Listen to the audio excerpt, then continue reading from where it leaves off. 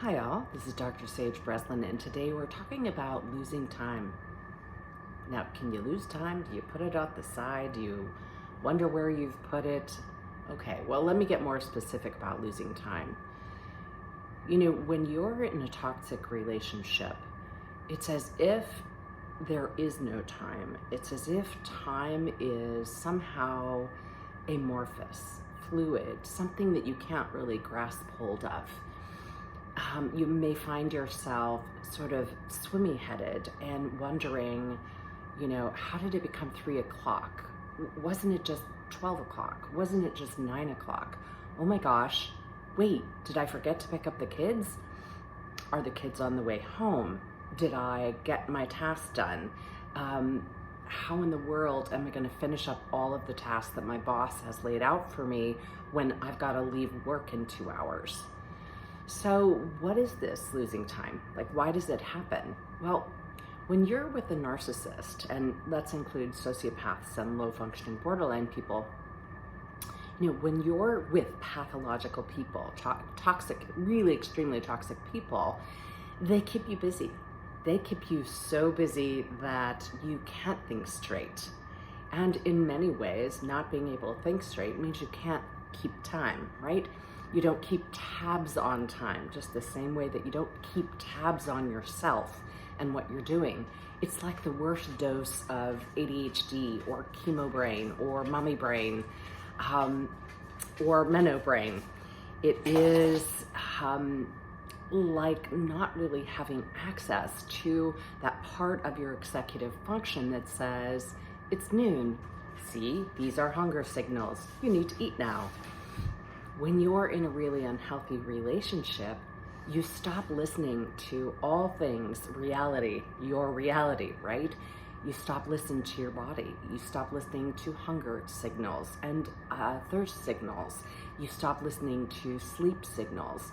And you're driven by the narcissist's reality. So if you've been given a list of things to do, whether consciously or, not, whether written or not, you will manually override all of the things about you, all of your signals, all of the things that have to do about your self-care in order to complete that list, in order to become compliant with the perpetrator, with that toxic person.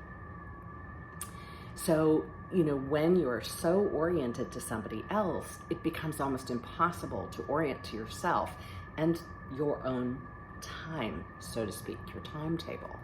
And so you may not only just lose yourself in the relationship, you may even lose a sense of time in the relationship.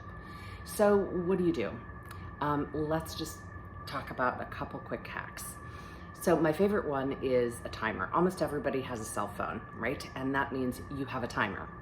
And sometimes just setting a timer to go off at 5 minutes to the end of the hour can alert you to a sense of repetitive and consistent time. Even if the timer just goes off and your brain says, do you see? It's about another hour that's going to pass. That's a start. Now, what I like better than just the timer that lets you know what time it is a timer that has something to do with someone else or a task. And we'll call it an alarm. So for instance, if you can get other people to commit to this journey of regaining yourself, of coming back from losing time, you can create alarms for specific things. Like for instance, if you've got a friend who's really wanting to be helpful to you, have that friend call you at a specific time every day. Now, I'd love to say, set the alarm and it says, call Cindy, call Chuck. Okay, well, we all know what's gonna happen. You're just gonna look at it and you're gonna continue on in your oblivion, or you're gonna snooze it like you're gonna do it later, and it's never gonna happen. But if you can engage others to help you by calling you, my favorite, you can engage others to show up. A lot of us work from home now, right? So we notice the home projects, right? And the honeydews and all of that. And some of us don't have honeys to do, so we hire them.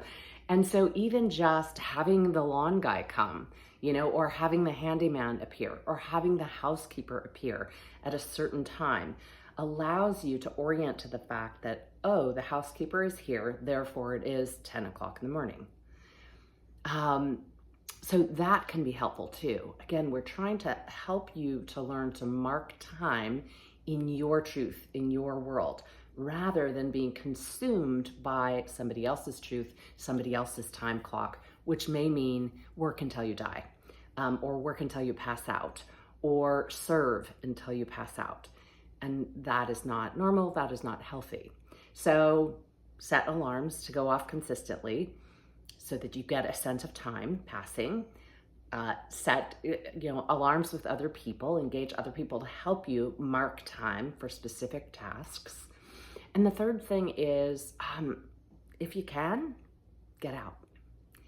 If you're not ready to get out of the relationship, get out of town, get out of the house, get out of the office, get out for 5 minutes every hour if you have to. Get out and go to the ladies' room. Whatever it is, get out. Because the more time you can spend away from that toxic person, the more time you are able to orient to your own needs. And again, when I say go to the ladies' room, if you have a toxic boss, that can be a wonderful way just to orient to, what does my body need? And I'll tell you what, when you're losing time, when you're losing touch with yourself, you may not even orient to whether or not you need to use the facilities. You may not even remember the last time you relieved yourself. And I'll tell you what, that's not only bad self-care, that's dangerous. So if you find yourself really swimmy-headed and just disoriented, and you're in a toxic relationship, it's time to regain some time.